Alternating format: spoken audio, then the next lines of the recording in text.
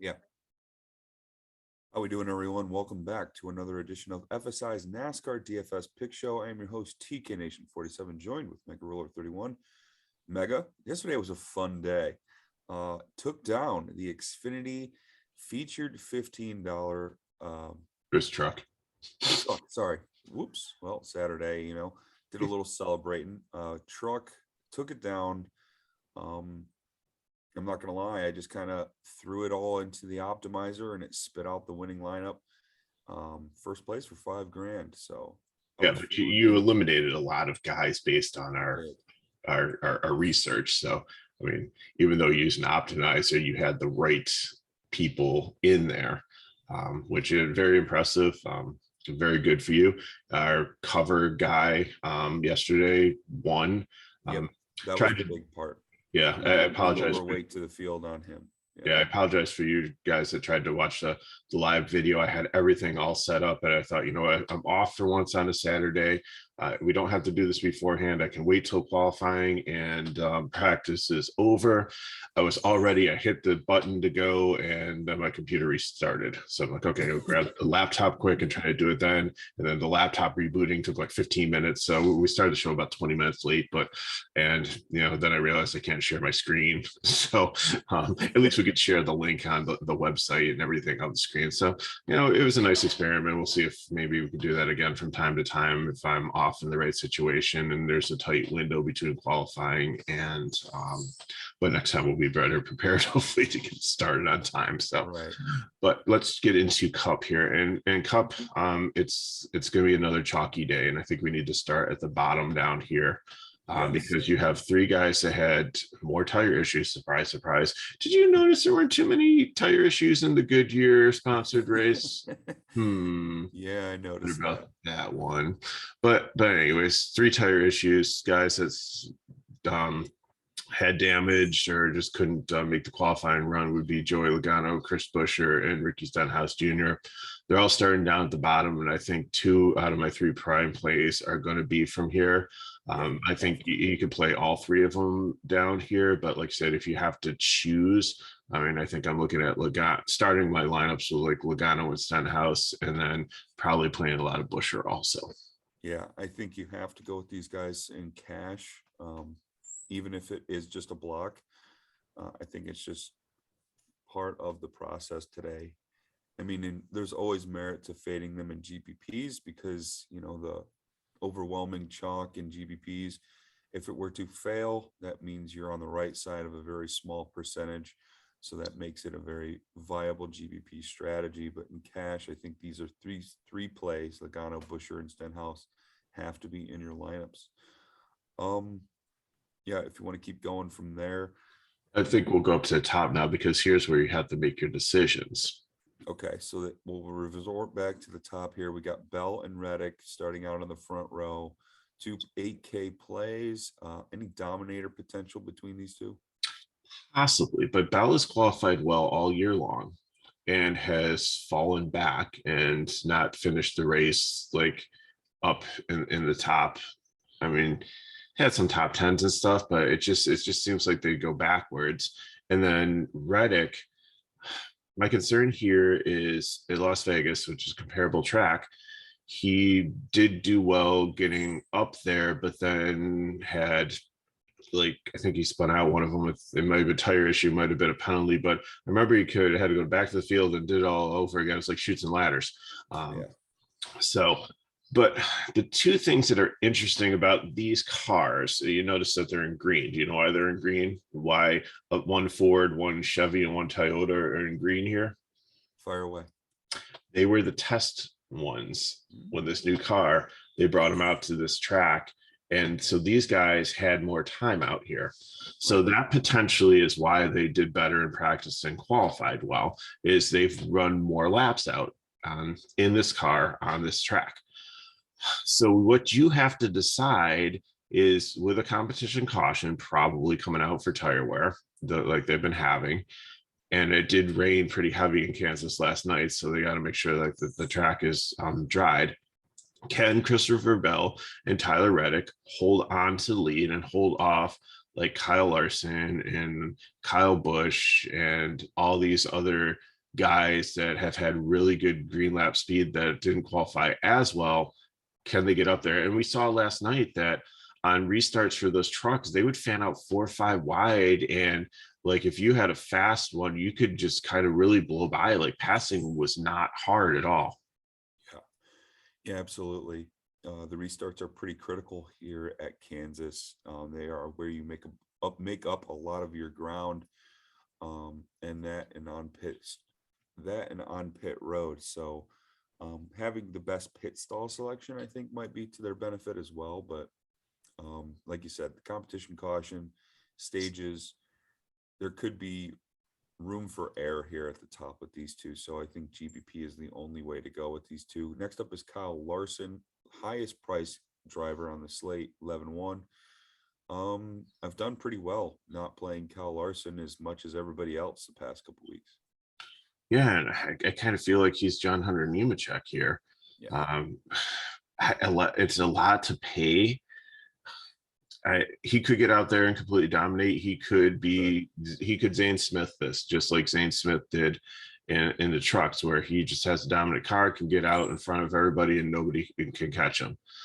He did well here. He did well in Vegas. But I don't know. I'm really torn on this one.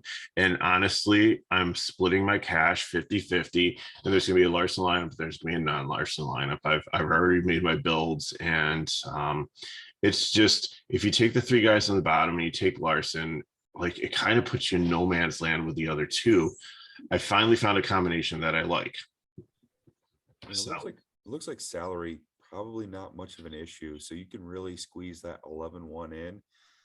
In the last 4 races, though, he only has that 1 win, and that is his only top 5. So an average finish of 10th, Larson, kind of a boomer bust to me, in my opinion. And I could understand it for cash reasons, because if vintage Kyle Larson returns to Kansas, then you're probably going to want that dominator in your lineup. But I'm going to keep going with the thought process that Kyle Larson is not going to be able to dominate the race as effectively as he did last year. And at that price tag, it's not going to, harm the rest of my lineup, and I'll just be underweight to the field. Next up, we have Austin Cindric and Kurt Busch. I think these guys are starting too far forward. I'm probably going to X them out of my lineup pool. I like Kurt Busch in the GPP just simply because he did do well here in practice. He did look really fast, and he's got the whole Jordan Jumpman car. They put a lot of money into this week with the paint design. I'll probably put it on the cover just because if I can find a good picture of it, just because it is an amazingly cool car. And I don't know, like I said, I think it is risky, but I think that he potentially could lead some laps. And because Larson's the only one that really scares me up here that could actually stay. I see the rest of them kind of maybe going back. So there might be an opportunity there for that. Sure. Next up is Kyle Busch. Gonna have to be playing this guy every week now that we have practice back. Okay. Now we have the baby narrative. You guys got the baby bump, yeah. Okay. Yeah, we have the baby narrative. I just last week, he's such a sore loser. His puss in the golf cart after and just parks his car and walks away. I don't know. Yeah, they call him professional race car drivers, but I don't see much professionalism with him. Anyways. No, I agree. And he's all smiles when he wins too. He's just a very emotional person. Baby bump. Practice times look pretty good. Kyle Busch, I think he's got to be in your lineups. Okay. In some way, shape, or form. Got it. Eric Almirola, 7,200. I mean, he's qualified pretty well. Racing speed hasn't been the same. It's not a flat track like New Hampshire, really what we like him on. So I think he's okay, but I don't think I think he's top 15, but I don't think he's top 10. Correct. Alex Bowman, 9,300. He's the one that backed himself into the win at Vegas, right? So I mean, all the Hendricks cars should be strong here. He's so vanilla. Would it surprise you if he finished 8th? No. Would it surprise you if he finished out of the top 15? Probably. So Yeah, see, Bowman's got 6 races here with 2 top 5s, 76 lead laps. I think he's okay. I'm gonna have him in the player pool, but yeah, not gonna be too overweight to the field, I guess. Truex Jr. 10-4 GPP, I think, is the right decision here. yeah. I just like I've always my daughter's a fan and I've actually really liked him too, but I just it's like is rust like starting to develop on him? Is he like, getting kind of past his prime and heading towards the twilight of his career? Is he Kevin Harvicking us? I don't know. Maybe he'll snap out of it, but look at last year where they pretty much the whole Gibbs team sleptwalked through the regular season just to get in. And then I don't think he has a win this year, but I think he'll probably get at least one this year to get into the playoffs. No wins.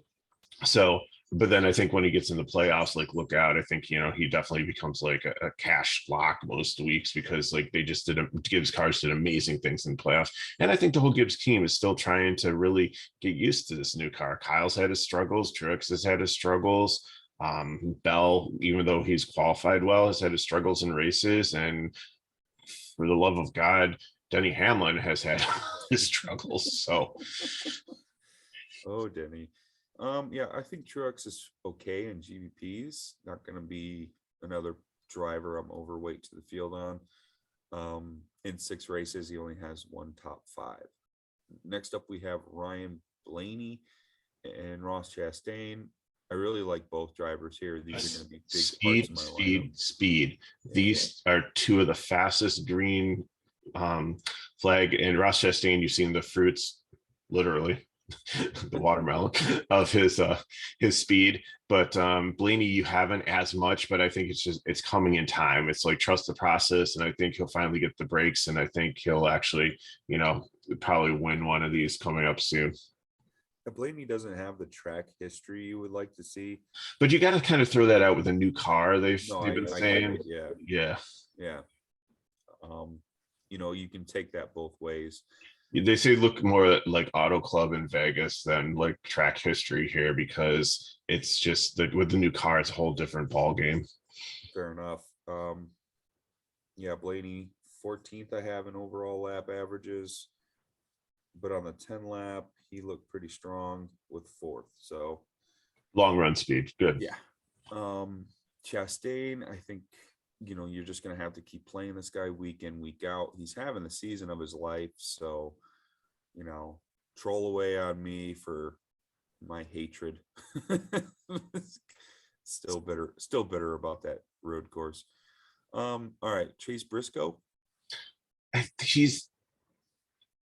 He has had some success this year, but this is, again, I like Chase Briscoe on tracks where you have to shift a lot because he seemed to figure that out faster than anybody else. This is not one of them. So I think his like average finish is in the 20s recently. So I think he's going to fall down and finish top 25, but I don't think he's going to finish top 15 here. Agreed. William Byron and Chase Elliott, a couple of Hendrick drivers here starting 13th and 14th.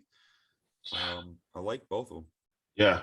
It's a hard, with some of the salaries, you might have to be a little bit different and leave like Logano or like Hamlin or another one of these like 10K guys that you're looking at like more place differential in. I think they both can finish in the top 10, both have top 5 upside. The speed's been good. The Hendricks program's been good on this type of track. So again, I mean, if I have to, I probably am taking Byron, even though Elliott has shown better form recently. Finally, you're saving like almost $1,000 there, and I think that could be very valuable. Yep, and I think they're kind of the same play. Like their upside seems similar to me, but I can understand Chase Elliott over Byron as well. I think you can just mix and match. He finished 5th in Vegas. Like it was almost you had it was a Bowman, Larson, and then he was 5th. So okay, we got 3 drivers here in the same price range. Haley, Custer, Dillon, starting a little too far forward. They're all GPPs. Okay. I mean, Stuart Haas has shown some speed at times. This Petty program has also, and Haley has, like, I was doubting him in the video, and then I think he top 10 or top 15. He looked good last race, but I just don't think here, starting 15th is where I want to see if he can do it again. If he was starting 25th and I knew I had some floor that he wasn't going to lose like 10 place differential points, then I'd be okay with it. Yeah, it's hard for me to sell myself on all three here starting this far forward. They're going to have to finish where they start. So I don't see much place differential here. I think they kind of go backwards. Next up, we have Denny Hamlin, 10-2. Is he going to finish the race? I don't know, but at 10-2, is he worth 5 points over Byron? That's how I have to look at it here, because they're about $300 apart. And is he worth the 5 place differential points that he could get over William Byron? I don't think so. I think he's too volatile. I think there's tracks where he will do good, and if he wins the race, he wins the race. That's fine. But I just think in like the decisions you have to make today with I'd so much rather have Blaney at 9-1 or like we said, like Byron or Chastain at 9-7. So much more like commodities that have like shown good form and good speed this year and better luck than the self-sabotaging, Hamlin team.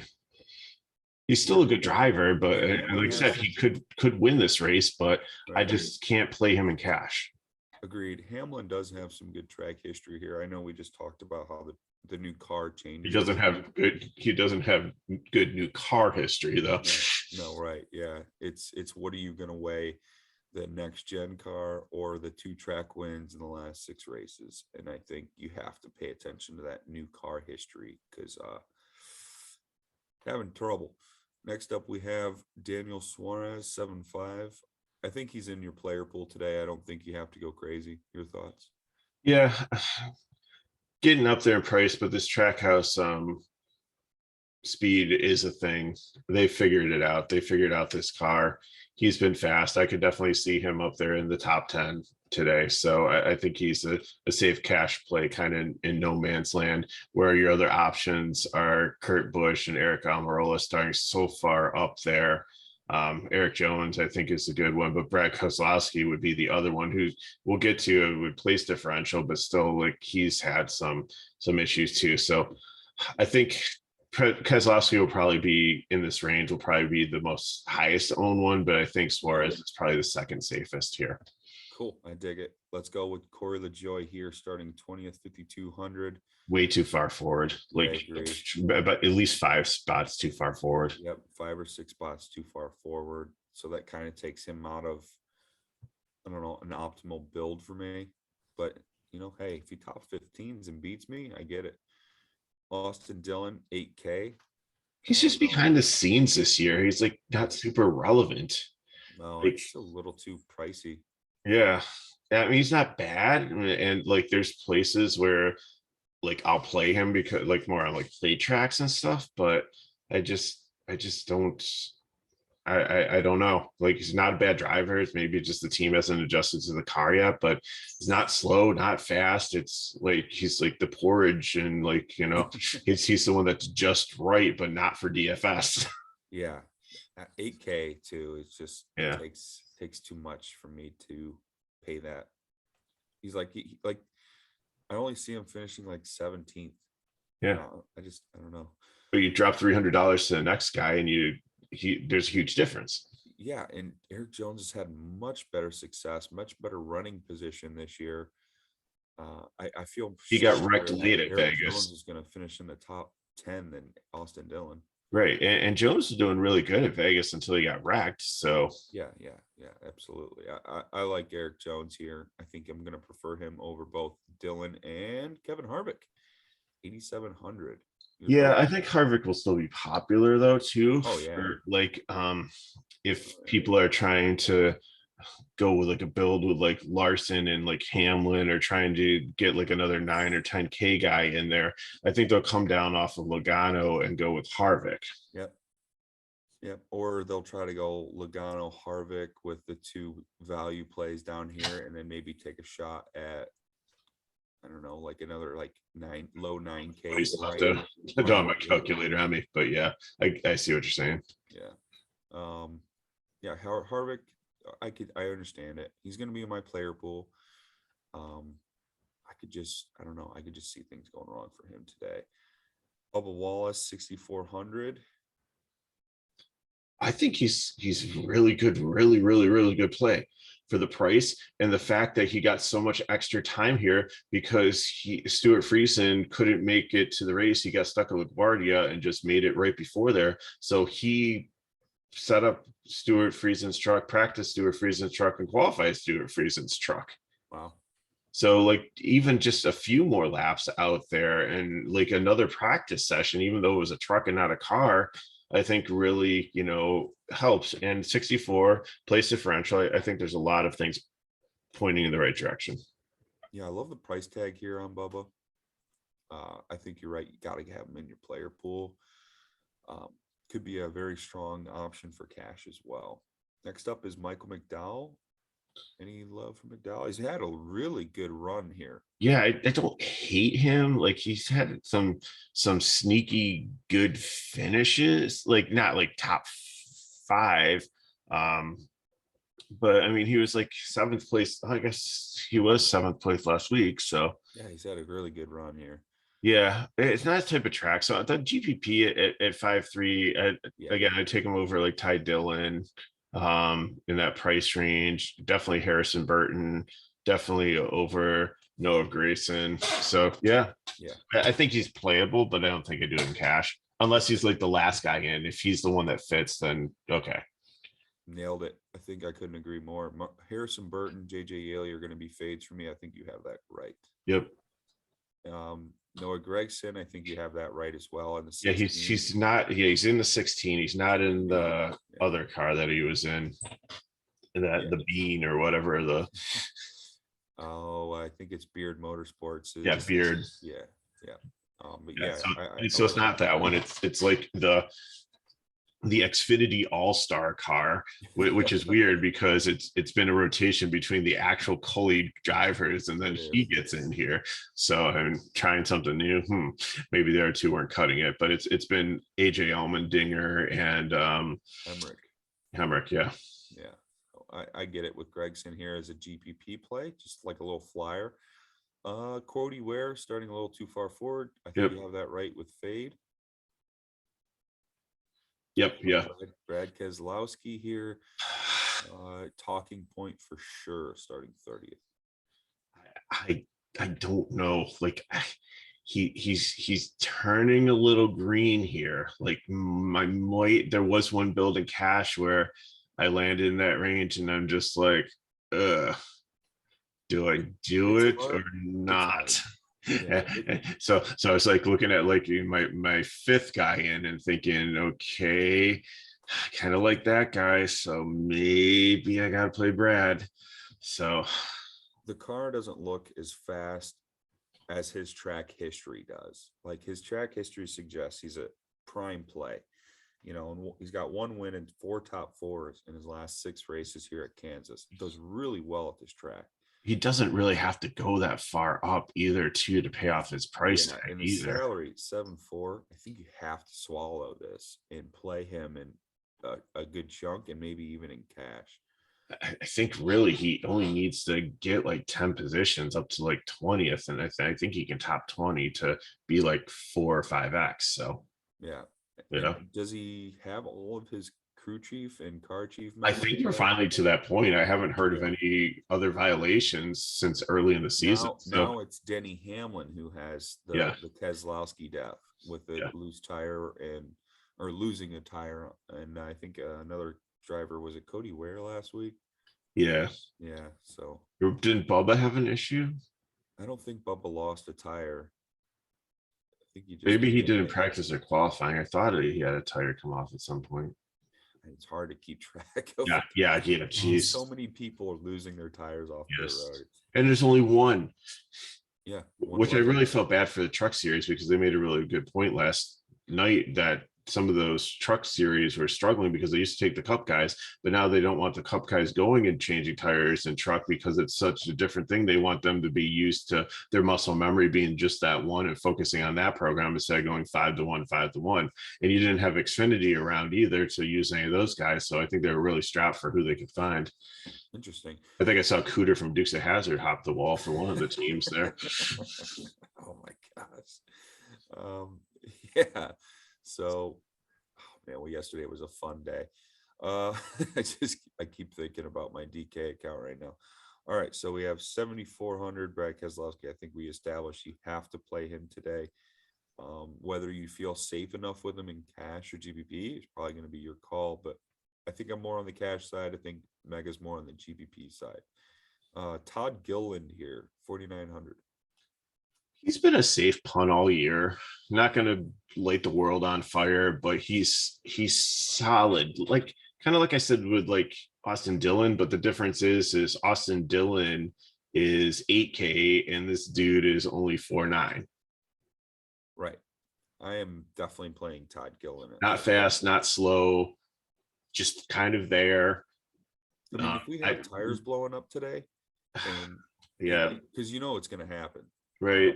And he's had some Kansas isn't a tire wear track per se, but we just have issues every week with somebody in tires. He had his last week. I think he already had his last week.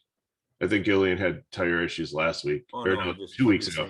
I'm just saying in general, any car can have a tire issue today, and just moves them up naturally through attrition. By natural, statistic. And I think that will be what kind of play he is. But at 4.9, yeah, I'm gonna take a shot on it. And the trucks, there were a lot of green flag runs, and I think only 19 of them finished on the lead lap. I don't expect Gillen to finish on the lead lap. Well, no, I think he's got a better chance too than Harrison Burton, JJ Yaley, Noah Gragson, Cody Ware. So I could see it, and you're getting a cheaper price tag. Yeah, half of those. So McLeod and Balicki. Nope. No. And here we are at the bottom again. Logano, Busher, Stenhouse. Yep. Lay them all. Yep. All right, Mega, any final thoughts? No, I hope I win the 5K today. I hope you do too, man. We have to get you back into the winner's circle. And again, it hasn't been bad, but that's what when it comes to bankroll management is, I've been still in the game, even though I played some of the right plays, but it's just been with this like tire. And actually, I've seen a lot of chats with a lot of really, really good NASCAR DFS players who have just said throughout like all the series, it's just been like a crazy year to start out. And like a lot of their bankrolls have just gone down because, we're trusting the process and playing the plays that we should in cash and taking our shots in GPP. And it's just not coming together. And I'm not saying like all the donkey plays are winning the money. Like, no, it's not the case. Yeah, but and kudos to those who have had big wins. But I just really a lot of good NASCAR DFS players haven't had a lot of the regular success this year. And I've had some hits, like I've won like $300-500 here and there, but then I've had some couple weeks where it's just been absolutely nothing. Like I looked at my lineup last week in Darlington and it looked like it was a plate race. I had so many red flipped over cars in DK. It was crazy. So, but you know what? It's a chalkier build today, like splitting the cash. I think, I'm feeling good about this. So I'm looking to make some profit and yeah, Meg, I like your process you have today heading into today's race. Thank you for joining me this morning. Hopefully my voice and it was not as irritating for you as it was for me. So please like this video, comment below with any questions you may have on today's race. You can find the link to our Discord chat and on our Twitter at FSI_DFS. You can follow me on Twitter at TKNation47, and that is at MegaRuler31. So guys, have a good Sunday and enjoy today's race.